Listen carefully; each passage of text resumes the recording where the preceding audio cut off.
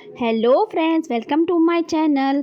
अगर आपने मेरे पिछला वीडियो नहीं देखे हैं तो पहले देख लीजिए ताकि स्टोरी आपको अच्छे से समझ में आ जाए। आज एपिसोड 33 का एक्सप्लेनेशन होगा और मेरे चैनल को सब्सक्राइब कीजिए। Let's start. एपिसोड के स्टार्ट में दिखाया जाता है कि यिंगची और यंगनान हाथ पकड़कर जा रहे होते हैं। यिंगची बोलता है कि माँ का खत आया था, मुझे गाँव जाना पड़ेगा। तो यंगनान कहती है कि मैं भी माँ से नहीं मिली बहुत दिनों से, मुझे भी चलना है। ये दोनों बात कर ही रहे होते हैं, तभी तभी वो सुनहरा कीड़ा वहाँ पर आ जाता है। वो बोलता है कि ये क्या कह रहे हो, तुम दोनों ने वादा किया था मेरे साथ चलने का और कहा था कि मुझे मेरी मदद करोगे, और अब तुम दोनों गाँव जाने की बात कर रहे हो। तो यंगनान बोलती है अच्छा ठीक है, मैं चलूँगी तुम्हारे साथ। यिंगची बोलता है कि नहीं, मैं तुम्हें अकेले नहीं भेजूँगा।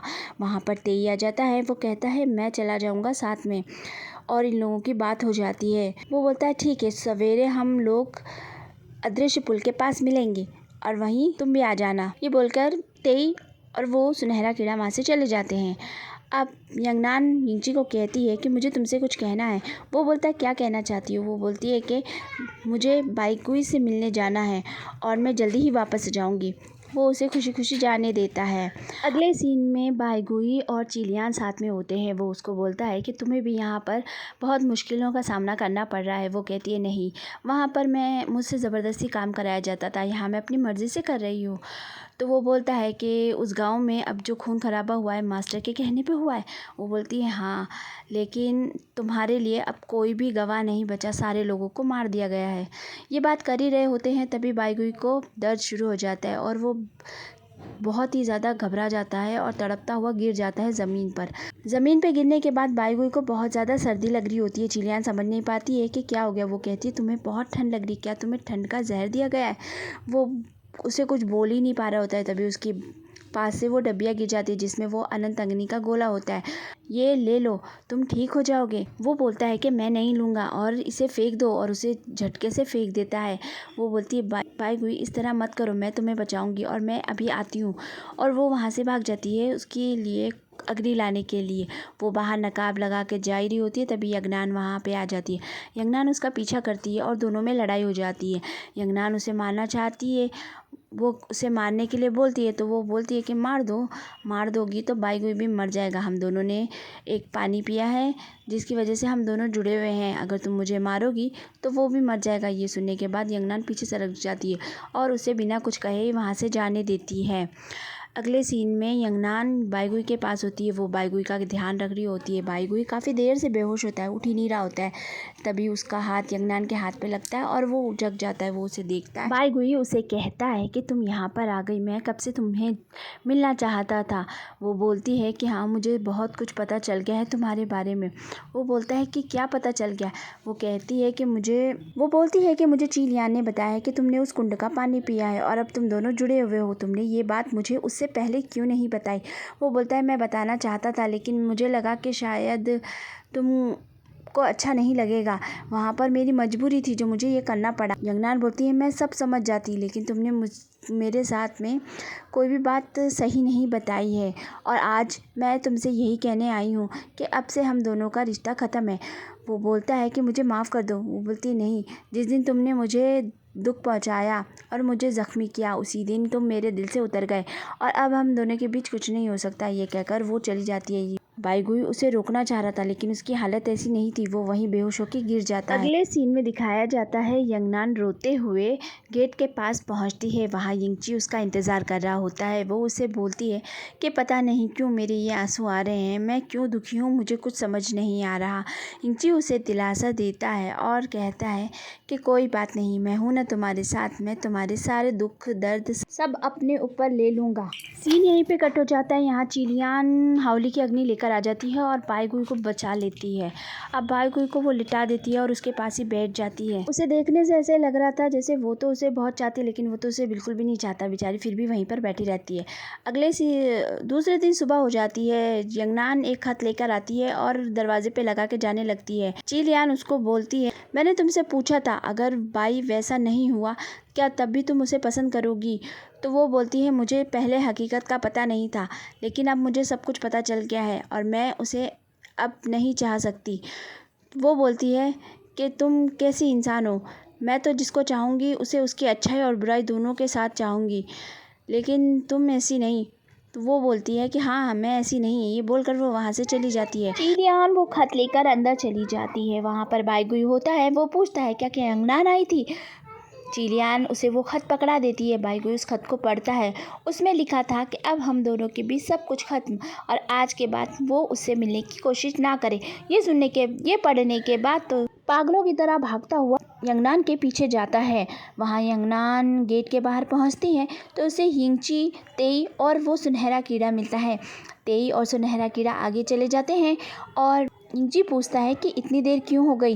यंगनान बोलती है नाराज़ तो नहीं होगे ना तुम अगर मैं बताऊं कि मैं बाईगुई से मिलने गई थी। ये सुनने के बाद तो हिंगची नाराज़ हो जाता है और आगे जाने लगता है। वो यंगनान उसके पीछे पीछे जाती है और उसी से टकरा जाती है। टकरा कर वो गिरने वाली होती है। वो उसको संभाल लेता है और उसे किस कर लेता है और कहता है कि अब मैं बिल्कुल भी नाराज़ नहीं हूँ। ये कहकर वो दोनों हाथ पकड़कर वहाँ से चले जाते हैं। बाईगुई पीछे खड़ा हुआ था और उसने सब कुछ देख लिया था। ये सब देखने के बाद वो तो पूरी तरह ही पगला ही जाता है और उसका दिमाग ख़राब हो जाता है और वो बोलने लगता है कि अब मैं अपने आप को और नहीं छुपाने वाला। और बहुत गुस्से भरी नज़रों से देखकर वो खत को वहीं फाड़ कर उछाल देता है। सीन यहीं पर कट हो जाता है। अगले सीन में चाचा वोंग को दिखाया जाता है जो अपने लोगों से कह रहे होते हैं, मैं शुआंजी जा रहा हूँ और मैं पता लगाऊंगा कि यिंगची की रक्षक शक्तियाँ कैसे वापस आएंगी और अगर ऐसा नहीं होता है तो हम उस पक्षी से कहेंगे कि वो कोई और रक्षक चुन ले। सीन यहीं पे कट हो जाता है। बाइली गुआन जो होता है यिंगची की माँ को बोलता है कि अब मैं अपने बेटे को लेके शुआंजी जा रहा हूँ और वहीं रहूँगा। मैं नहीं चाहता कि मैं अपने बेटे को एक अच्छा इंसान बनते हुए देखना चाहता हूँ, इसलिए मैं उसे वहाँ ले जा रहा हूँ। हिंगची की माँ भी उन लोगों को खुशी खुशी अलविदा कहती है। तभी तो वो आकर बताता है कि गांव में एक लड़का है जो उसका दोस्त है, वो मिल नहीं रहा। उसकी दादी बहुत परेशान है। वो उसे दिलासा दे के वहाँ से भेज तो देती है लेकिन बहुत ज़्यादा सोच रही होती है। अगले सीन में दिखाया जाता है कि 4 लोगों को वो लाशें मिल जाती है। वो बेचारे उसे देख रहे होते हैं। तभी बाईगुई पीछे से हमला कर देता है और उन लोगों की अग्नि खींचने लग जाता है। गोइन ने ये देख लिया होता है। वो जाकर मास्टर को बुला के ले आता है। मास्टर उसे काबू करने के लिए उस पर जादू का इस्तेमाल करते हैं और उसे शांत होने के लिए बोलते हैं, लेकिन वो बिल्कुल भी सुन रहा नहीं होता है और मास्टर से ही लड़ने लग जाता है। मास्टर जो होते हैं गोइन को कहते हैं कि इन सारी लाशों को छुपा दो और किसी और हावली वाले लोगों को पता नहीं चलना चाहिए। वो ये कहकर बाई को वहाँ से लेके चले जाते हैं। यहीं पे कट हो जाता है। अगले सीन में यिंगची को दिखाया जाता है जो अपनी माँ से मिलने के लिए आता है। उसकी माँ बताती है कि बर्फ़ पिघलने लगी है और हो सकता है पूरा मंदिर पिघल जाए। यिंगची बोलता है कि यहाँ पर वो तितली का जन्म हो चुका है, इसलिए उसकी वजह से ही ये हो रहा है। तो वो पूछती है कि यंगनान क्यों नहीं आई। यिंगची बताता है कि दो तितलियों का जन्म हुआ है। एक तितली हमारे यहाँ पर है और एक तितली योंगिया शहर में है और यंगनान वहाँ पर गई हुई है। यिंगची की माँ बोलती है कि वो अकेले वहाँ पर चली गई, उसके लिए मुश्किल होगा। यिंगची बोलता है नहीं, तेई उसके साथ में है और वो उसकी मदद कर देगा। यिंगची की माँ बोलती है कि मैं भी वहाँ जाऊँगी, मुझे लगता है कि मैं भी वहाँ जाती हूँ और उसकी मदद करूँगी। यिंगची बोलता है कि मैंने आपको एक बात और नहीं बताई, यंगनान के खून से हावली की अग्नि शांत हो जाती है। जब मेरे साथ ऐसा हुआ था तो उसी के खून की वजह से मैं अपने आप को शांत कर पाया था। यिंगची की माँ बोलती है कि तब तो मुझे जाना ही पड़ेगा उस गांव और मैं जाकर पता लगाऊंगी कि आखिर यंगनान असलियत में कौन है। ये कहकर वो वहाँ से चली जाती है। अगले सीन में मास्टर को दिखाते हैं जो बाईगुई के लिए फ़ौरन कोई तोड़ लेने के लिए आए होते हैं। किताब पढ़ने के बाद वो बोलते हैं, मैं तुम्हें फूल समझकर कांटों से बचने के लिए समझा रहा था, लेकिन तुम तो कुछ और ही राह पर निकल गए हो। अब मुझे वो फैसला करना पड़ेगा जो मैं कभी करना नहीं चाहता था। सीन यही कट हो जाता है और बाईली गुआन को दिखाया जाता है जो अपने बेटे को लेकर शुआंजी पहुँच जाता है। वो वहाँ पर चाचा शू से उसे मिलवाता है और उसे अच्छी बातें सिखाकर उसकी माँ की अंगूठी उसे वापस लौटा देता है और कहता है कि मेरा बेटा, अब तुम्हें ही अपनी ज़िंदगी को अच्छे ढंग से और अपने सही फैसलों के साथ करना होगा। अगले सीन में बाईगुई गुफा में होता है और वहाँ पर चिलियान आ जाती है। वो उसे बचाने की कोशिश करती है लेकिन बाईगुई बोलता है कि मेरी गलती है, मैंने गलत काम किया है, मुझे यहीं रहने दो, मास्टर ने मेरे साथ सही किया है और वो ही मुझे ठीक कर सकते हैं। चिलियान बोलती है कि ऐसा नहीं है, मैं जाऊंगी और बचाऊंगी तुमको। वो बाहर चली जाती है कुछ तरीका ढूंढने के लिए जिससे कि बाई गुई ठीक हो सके। तो फ्रेंड्स, आज का वीडियो यहीं पे ख़त्म होता है। अगर आपको वीडियो पसंद आता है तो मेरे चैनल को लाइक कीजिए, सब्सक्राइब कीजिए और बेल आइकन ज़रूर दबाएं ताकि आने वाले वीडियोस की नोटिफिकेशन आपको मिल जाए। ध्यान रखिए, बाय बाय।